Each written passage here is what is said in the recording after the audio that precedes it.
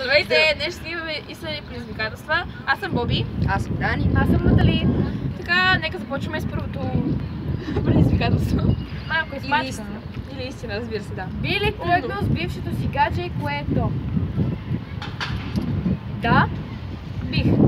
И което? Боян се казва. Не, вау! Аз не го познавам. Да, не го познавате. Би ли целунал човека от твоя пол? Не. Не съм... Разбий как се казва.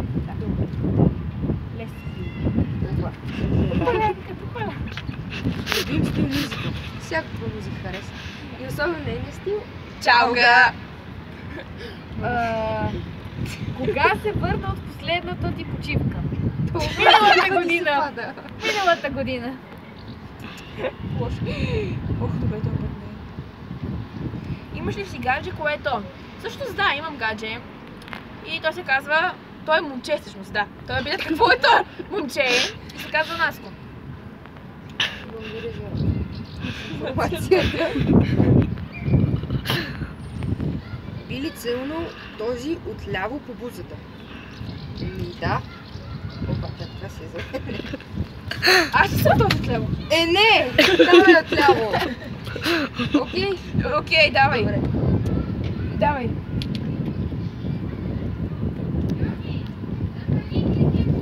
Кажи на някой момиче, че е секси. Да, Oh е сега.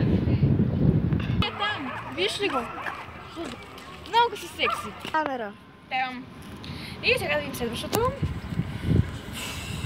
Колко време ти беше последната връзка? Ами всъщност последната ми връзка беше около 2-3 месеца. Някъде там. Да. Да, толкова малко са две.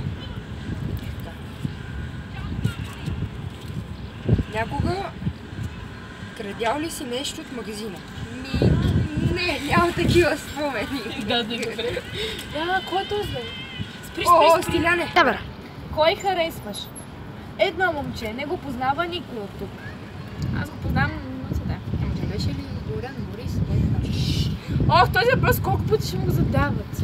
Да. За или против си за бисексуалите? Значи аз съм за, но никога не бих сменила пола. Добре. Да, това е. Така. Кога за последно се целува? Миналата седмица. Не беше ли вчера? Ма ти много обичаш да ме лъжиш. Взимай. Това. Гушни този от дясно. Гушкам те. Аз съм. Така ми харесва. Така. Какъв цвят на косата искаш да има момчето на мечтите ти? Значи аз към момчето на мечтите ми да е с русата коса и сини очи. И още много неща. Не само косата, бай. Нищо Добре. Какво харесваш в едно момиче? Много неща така, нали? Айде, Характера, косата и очите. Моля да не преувеличавай. Добре.